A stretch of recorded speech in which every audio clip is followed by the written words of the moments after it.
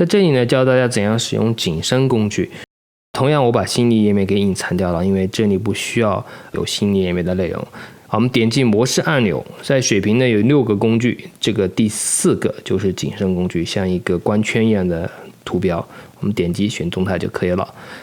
好，在这边呢，我给大家演示一下。首先呢，我们把我们的相机先设到这个还是上次的这个例子，先知道成衣纪念碑这个地方。那我们先把我们的对焦放在东方明珠电视塔，把它设为我们的拍摄主体。好，大家看好呢，这时候绿色的上行就对准了这个电视塔了。这上面呢，大家可以看到我们的设置是 f8 50的焦距。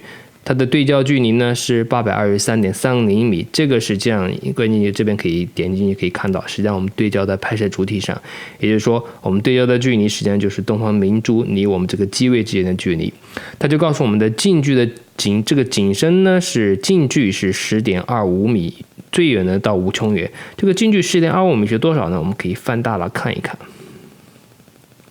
大家看好，实际上就是在这一个位置。好，这是第一个功能。第二个功能呢，我们可以去用改变光圈，我们来看看它的变化。现在 f8 的情况下，这是你看到的这个近距和远距。如果我们把它改成小一点的光圈，变成 2.58 米了，也就是光圈越小，景深越大，这和我们平时的理解是对的。那如果改成 f2.8 呢，变成28米了。那如果是改成 f1.4 呢，变成55米了。所以光圈越大，景深越小。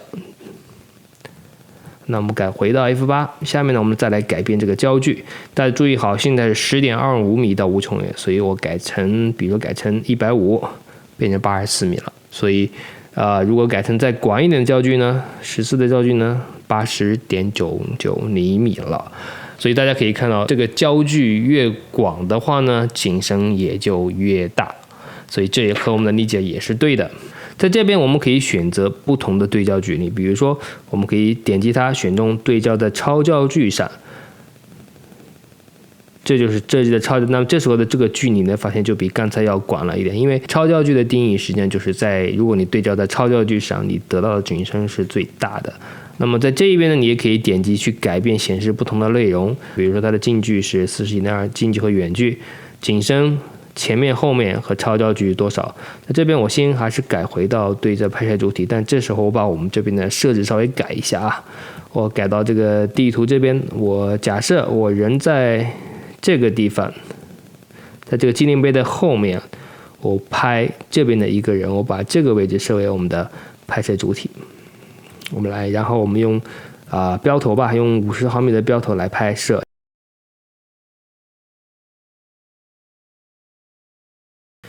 好，我们改成这样一个设置。好，我在这后面一个人站在纪念最边缘的地方，然后后面是城市的风光，我这样去拍它。f2.8 呢，50毫米的焦距的话，它的对焦距离是在人的身上是 11.97 米，它的近距是 11.21， 远距是 45.24。大家在地图上也可以看到这4个不同的值啊。这个绿色的深色的线就是 17.97 米，这个线呢就是远距 45.24 米，这个呢是近距 11.21 米。在这边就可以一目了然。那么这个深色的黑色的这条线呢，就是超焦距。超焦距是多少呢？点击它就可以看到 29.76 米。所以从这边就可以看到所有的这些信息。那如果说你选择点击对焦的超焦距上，我们看看能不能满足我们的要求。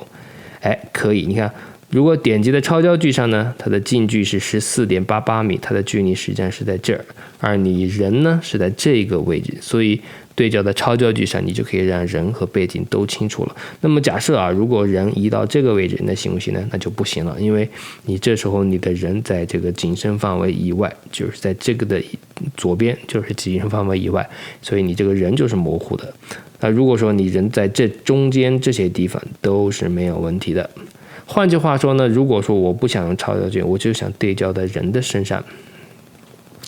好，那么这时候刚才说了，这个远距是有问题的，因为背景是模糊的。但如果我就想让远距远清楚怎么办呢？我可以改变焦圈，因为焦距这种情况是不好改变的，我们就去慢慢去调整它，直到这一个变成无穷远。你看这个值越来越大，到了 f4.5 就可以了。就是无穷远了。那么这种情况我们去拍摄的话就完全没有问题了。f4.5 用50毫米的焦距对焦在20米左右的地方，它的景深呢就可以到无穷远。好，这就是景深的功能。其实景深功能很简单，但是它第一次让你在地图上面就可以模拟出这样的一个效果，所以你就比较一目了然就可以知道了。这个功能实际上在我们拍摄的很多情况下需要和其他的功能结合起来使用，这样才能我们决定提前可以计划好最佳的参数是多少。